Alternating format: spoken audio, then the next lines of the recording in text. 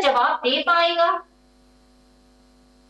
देखें, अगर आप ईरान की बात करें तो ईरान के साथ जंग करना अमेरिका के लिए इस तरह मुश्किल हो सकता है कि ईरान की अगर जोग्राफियाई लोकेशन की बात करें तो ईरान के गिरदोनवा में इस वक्त आप देख सकते हैं कि बुलंद बाला पहाड़ का सिलसिला है, जिसमें अल्स पहाड़ है, और इन पहाड़ों को अबूर करना ज़मीनी फ़ौज के लिए नामुमकिन है और तेहरान तक पहुंचना मुमकिन नहीं। फिर अगर बात करें अगर जोग्राफिया की, तो ईरान में जो है वो वस्त ईरान के अंदर कुछ ऐसे नमकीन सेरा हैं जिसमें अगर टैंक और हैवी जंगी मशीनरी की बात करें तो वहां पर उसकी नकलो हमल मुश्किल हो जाएगी। फिर अगर आप बात करें तो ईरान के पहाड़ों के अंदर सुरंगों के अंदर जो है वो ड्रोन्स का और मिसाइलों का ऐसा नेटवर्क मौजूद है कि जिसे फिजाई हमले से खत्म करना या उसको जो निस्तो नाबूद करना एक नामुमकिन सी बात है। तो अगर जोग्राफिया लिहाज से अगर बात की जाए तो ईरान इस तरीके से मजबूत है कि ईरान के अगर ऊपर हमला होता है फजाई तौर पे तो शायद ईरान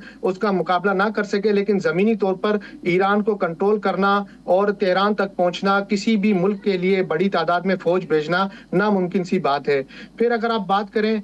ईरान के हामी मुल्कों की, तो ईरान के साथ हौसी बागी जो है वो भी प्रॉक्सी वार के अंदर शामिल हो जाएंगे। लबनान की अगर बात करें तो लबनान में जो हिमायती ग्रुप है ईरान का वो भी हमलावर होगा। इराक और शाम कुछ ऐसे ममालिक हैं जहां पर प्रॉक्सी वार का सिलसिला शुरू हो जाएगा, जो कि अमेरिका के लिए काबू करना मुश्किल होगा। फिर अगर बात करें ईरान के सस्ते हथियारों की, हमने हाल ही में देखा और ईरान ने साबित किया कि ईरान के पास सस्ते ड्रोन जो चंद हजार डॉलर के हैं, जिसमें खासतौर पे शायद 136 की बात करें तो वो अमेरिका के एक्सपेंसिव जो कीमती दिफाई निज़ाम है पेट्रियट, उसके ऊपर हावी हो सकता है,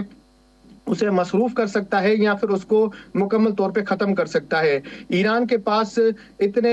हज़ार मिसाइल मौजूद हैं कि वो अगर हमा वक्त बेड़ों के ऊपर उसका हमला हो तो बेड़ों को ना सिर्फ वो मसरूफ कर सकता है बल्कि उनको डुबो भी सकता है। तो ईरान की जो मजमूई सूरत हाल है उसमें अगर आप ईरान की ज़मीनी फ़ौज की बात करें तो बाकायदा फ़ौज के अलावा ईरान के पास पासदार इनकलाब भी मौजूद है। पासदार इनकलाब एक ऐसी नजरियाती फौज है कि जो जंग खत्म होने के बाद भी जो है वो अपना मिशन जारी रखेगी। वो इस किस्म की मुहिब वतन फौज है कि जो ना खत्म होने वाली जंग के अंदर अमेरिका को ले जा सकता है।